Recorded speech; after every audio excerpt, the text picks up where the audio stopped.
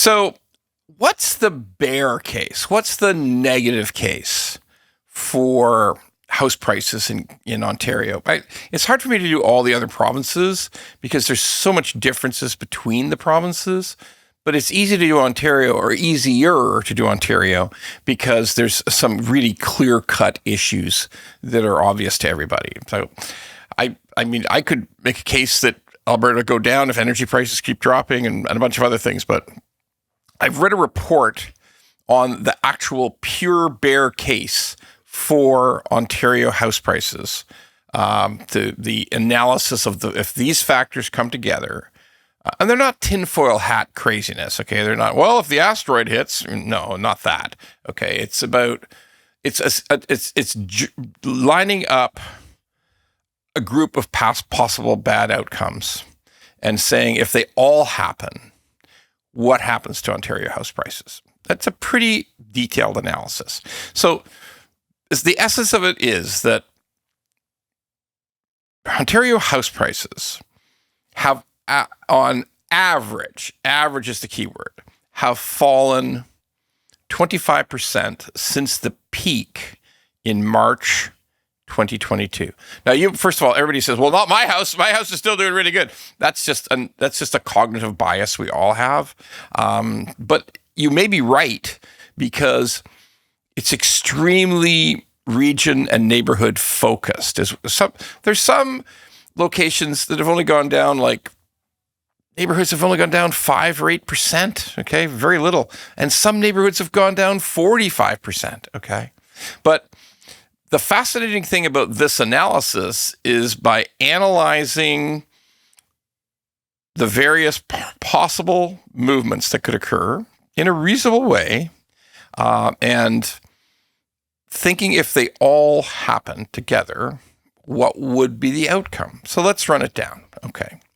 So, but getting back to that idea, you got to remember the very worst affected places have already gone down 35% since March 2022. Yeah, they've gone down 35%. If you're in some location in North Oshawa, or you're in some place that was totally student housing in Brampton, your house may be down 35% from the peak. Yeah, that's the reality, okay? And the condos, hey, we are including the condos in the average, but the condos are a ocean of fuckery when it comes to price. That's just reality. So there's the average. The average today, 25% down from the peak today, from March 2022 to today. So what they looked at was the series of possible events, and again, not crazy events. These are events that are kind of ongoing right now. And if we just extrapolated them out through 2026, where would we end up? Okay.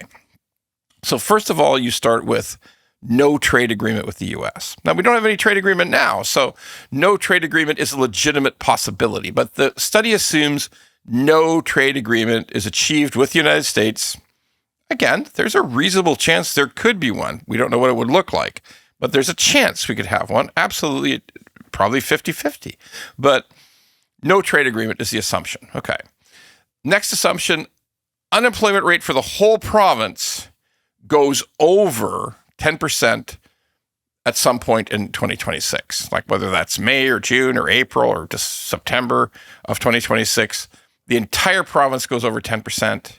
And it's been going up steadily, and it's 11% in Windsor, and it's probably 9 point something in Toronto, but for the whole province to go up, which is a significant increase, because like in Ottawa, it may not go up at all unless it's really true that the new government wants to get rid of a bunch of federal employees.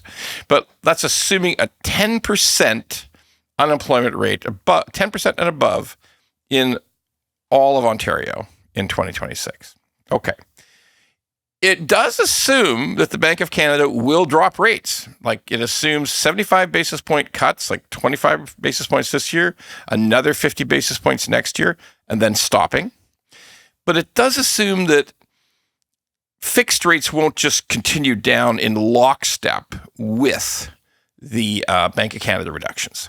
because it assumes that bond yields will not drop as aggressively for all kinds of reasons that exist across the world. The threat of inflation, bond vigilantes, it's a series of reasons that fixed rates, but it estimates fixed rates at as low as 3.3, which is less than today. Today's about 3.89. Okay, but so it's less, but it's not in a massive drop. It's always above 2%. So that's actually an incentive to buy, right? It's an incentive to buy if rates go down, if mortgage rates go down. The other assumption, the most important assumption that it makes, is that immigration will continue to be throttled back in Ontario, because Ontario actually has net out migration right now because the students have left or leaving, and a lot of people are going to other parts of Canada for jobs and things. But Ontario is close to zero new people, but particularly zero new permanent residents right now, and it's assuming that the immigration will continue to be tamped down, that the refugees will leave, a bunch of them will leave, be asked to leave, and that there will be no huge bump in foreign students because foreign students are down 92%, and there will be this extreme limitations on temporary foreign workers, and also assumes that it's only 325,000 permanent residents in 2026. So that's for the whole country.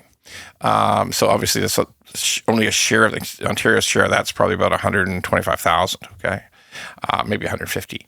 So it is making those assumptions that the federal government won't restart the massive immigration, which led us to like 1 million people a year, 1.2 million people 1 year. It's making that assumption. So those are the key assumptions it makes. And it says if all of these things happen, and if you read the mathematical analysis, it seems right that house prices will fall a further 20%. So 45% down from the peak in March of 2022.